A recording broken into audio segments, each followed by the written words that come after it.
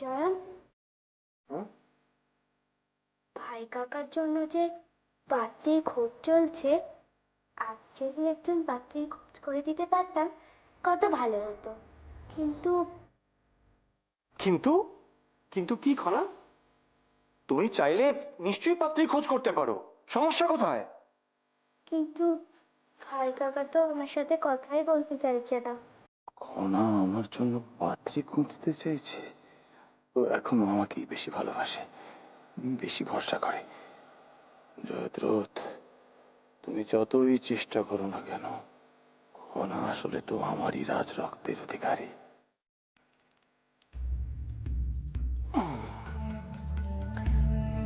মন খারাপ করো না খনা। দেখো খনা, ভাই কাকার বিয়ে মানে কত আনন্দের সময় বলো তো এটা।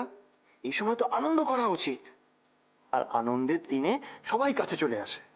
তোমার ভাই কাকাও দেখবে। কিন্তু ভাই কাকা যদি আমার সাথে কোনোদিন ভালোভাবে কথা না বলে? না না, তা কেন? আচ্ছা খনা, তোমাকে অপহরণের পর তুমি যখন ফিরে এলে, তারপর থেকে তোমাকে আমি একটা কথা জিজ্ঞাসা করব করব ভাবছি, কিন্তু আর করা হয়নি। কোন কথা? আচ্ছা খনা, তোমাকে যখন অপহরণ করা হয়েছিল, জলদস্যুদের ওখানে কি তুমি বিশেষ কিছু দেখেছিলে? মানে বিশেষ কাউকে যাকে তুমি আগে দেখেছো, বা বা কারোর নাম যা তুমি আগে শুনেছো? তেমন কিছু আমার ঠিক মনে পড়ছে না। ভালো করে ভেবে বলো। সত্যি বলছি, আমার কিছু মনে পড়ছে না। তাছাড়া জলদস্যুরা আমার বন্ধু হয়ে গেছিল। ওদের কথা আমি যদি কিছু বলি, তুমি ওদের বিপদে ফেলবে। জয়দ্রথ, আমি জানি তুমি আমাকে বিপদে ফেলতে চাইছো, কিন্তু তুমি তা পারবে না জয়দ্রথ, কারণ আমার নাম এক্ষেত্রে কিছুতেই উঠবে না। না খনা, আমি ওদের বিপদে ফেলবো না। আমি শুধু জানতে চাইছি কোন উদ্দেশ্যে তোমাকে অপহরণ করা হয়েছিল। তা জেনে তোমার কি হবে? একটা গভীর রাজনৈতিক ষড়যন্ত্র হয়তো আছে, কিন্তু তা তোমাকে বোঝাবো কিভাবে? কি হলো জয়ন? হুম? না না, কিছু না। আচ্ছা খনা, বিশেষ কোনো কিছুই কি তোমার মনে পড়ছে না? চেষ্টা চালিয়ে যাও জয়দ্রথ, কিন্তু আমার নাগাল পাওয়া তোমার সাধ্যের বাইরে। আমি আপনার নাম শুনেছি, সবাই বলতো প্রধান। প্রধান?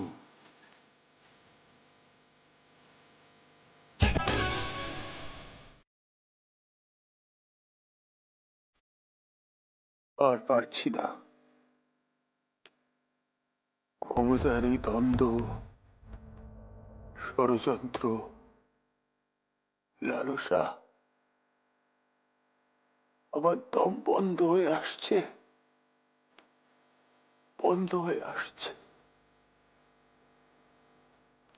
এই প্রাসাদ আমার মাথার ওপর কাঁটার মুকুটের মতো চেপে বসছে। আমি আর পারছি না। আমি মুক্তি চাই, আমি মুক্তি চাই।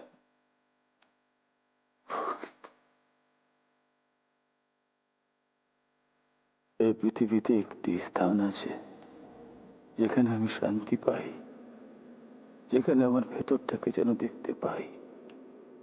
রাজকুমার নয়, মানুষ মন আমাকে যে ভালোবাসে, গুরুত্ব দেয়, সেই মন্দাকিনী। হ্যাঁ, মন্দাকিনী আমার সব। ওর সান্নিধ্যেই আমার পরম শান্তি।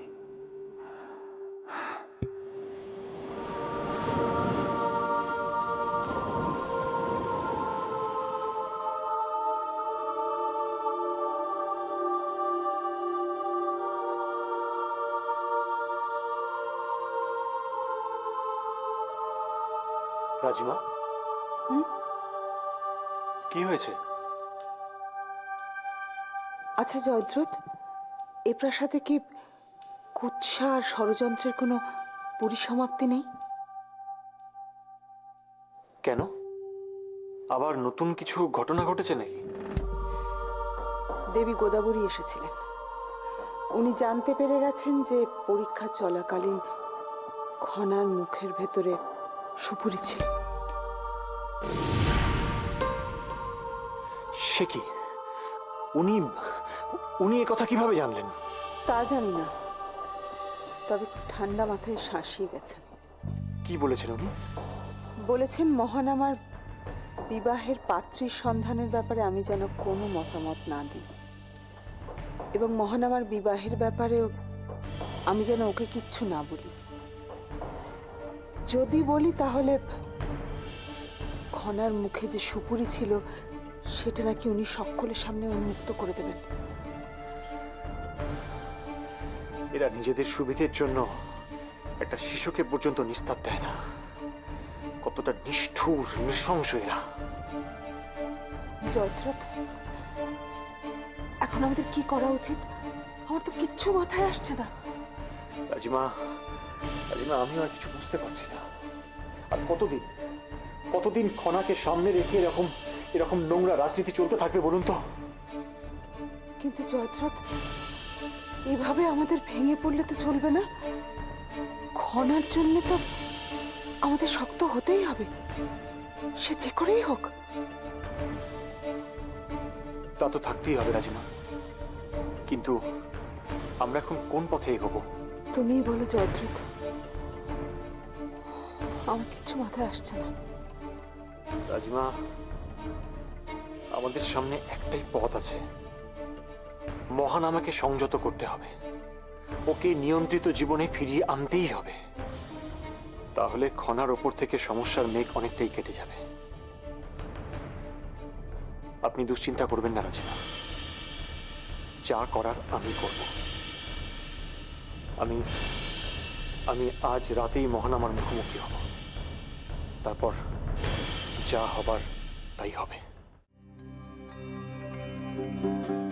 খনার জন্মকুণ্ডলীর ব্যাপারে তাহলে কি করলেন জ্যোতিষবীর? মাসুমা, এখনো করে উঠতে পারেননি, তাই তো? কারণটা জানতে পারি কি? মাসুমা, আপনাকে তো আগেই জানিয়েছি রাজকুমারী খনার জন্ম হয়েছিল সূর্যগ্রহণের সময়।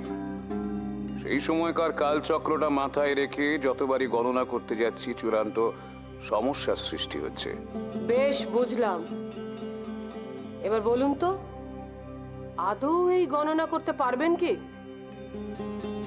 একটু সময় তো লাগবেই মাসুমা, কিন্তু আপনি নিশ্চিন্ত থাকুন, রাজকুমারীর জন্মকুণ্ডলী আমি গণনা করবই।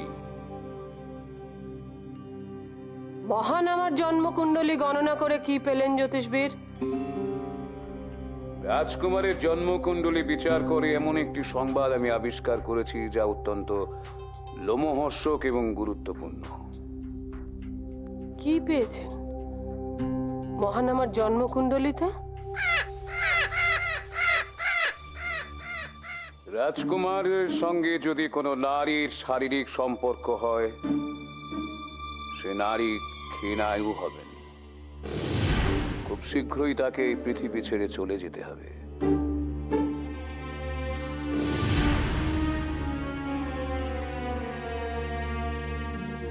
একটা কথা মনে রাখবেন জ্যোতিষবীর, এই মুহূর্তে আমাকে যা বললেন তা নিয়ে কিন্তু কারুর সাথে আলোচনা করবেন না। সে ব্যাপারে আপনি নিশ্চিন্ত থাকুন, রাজকুমারীর পক্ষে হানিকারক কিছুই আমি করব না। মনে রাখবেন,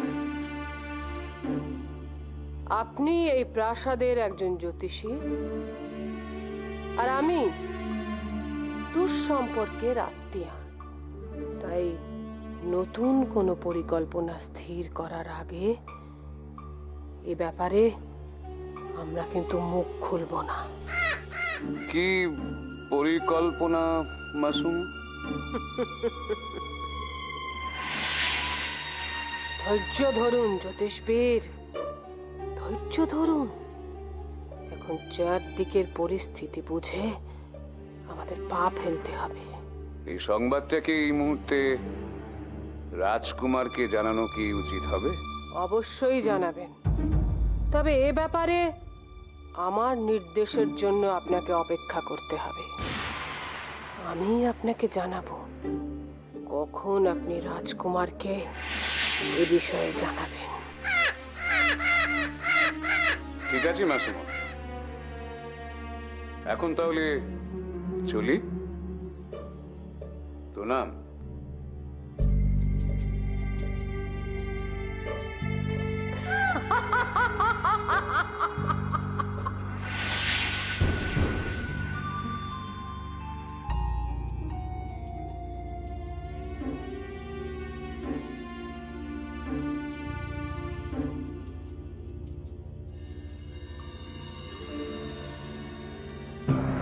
তুমি এখানে কি করছো? আমি? তার আগে তুমি বলো, তুমি এখানে কি করছো? আমি কি করব না করব সেটা কি তোমাকে বলতে হবে? কেন নিজের জীবনটাকে এভাবে ধ্বংস করছো? আমার জীবন নিয়ে আমি কি করব না করব সেটা আমি তোমার থেকে শিখবো না জয়দ্রথ। তুমি নিজের জীবন নিয়ে ভাবো। এভাবে কথা বলতে তোমার লজ্জা করছে না? তুমি না নিজেকে যোদ্ধা বলো? যোদ্ধা, বীর, রাজকুমার? ছি! জয়দ্রথ! চিৎকার করো না। তুমি আজকাল মদ্যপানে এতটাই উন্মত্ত হয়েছো যে একজন সামান্য নগর নদীকে প্রাসাদের সিংহদুয়ারের ভেতরে আনছো। শেষ পরের মতো আমি তোমাকে সাবধান করে দিচ্ছি জয়দ্রথ, সে বিষয়ে তুমি জানো না, সে বিষয়ে কোনো মন্তব্য তুমি করো না। না বলবেন তাহলে তাহলে কি করবে তুমি? একজন সামান্য নারীর জন্য তুমি তোমার পরিবারের মান সম্মান সব ভুলে যাও? তুমি রাজকুমার হওয়ারই যোগ্য নও। হ্যাঁ, তা তো বলবেই। তোমার মতো একজন হীন কুচক্রী মানুষের কাছ থেকে এর থেকে বেশি কি আশা করা যায়? তোমার শরীরে আদৌ রাজ রক্ত আছে কিনা সে নিয়েই তো আমার মনে এখন সংশয় জাগছে। জয়দ্রথ! তোমার এত বড় ধৃষ্টতা, তুমি আমাকে কথা বলতে পারলে? ছি! হ্যাঁ হ্যাঁ বলছি, তার কারণ তোমার শরীরে যদি রাজ রক্ত থাকতো তাহলে তুমি একজন সামান্য নারীর জন্য নিজের জীবন নষ্ট করতে পারতে না। স্তব্ধ হও জয়দ্রথ, তুমি স্তব্ধ হও। তুমি ভীরু, কাপুরুষ মাত্র। তুমি ওই নারীর আঁচলের ছায়া থাকারই যোগ্য। ছি! জয়দ্রথ!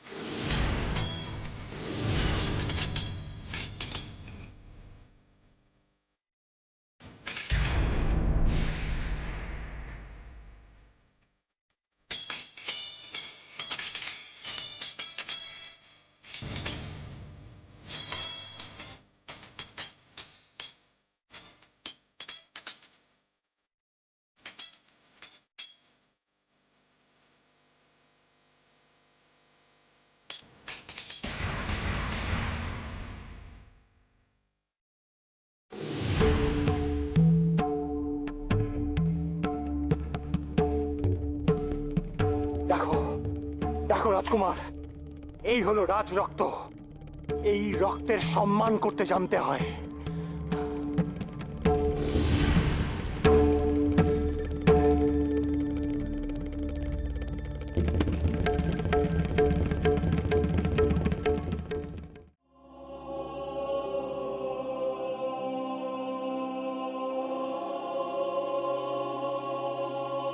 দেবী জাহ্নবী,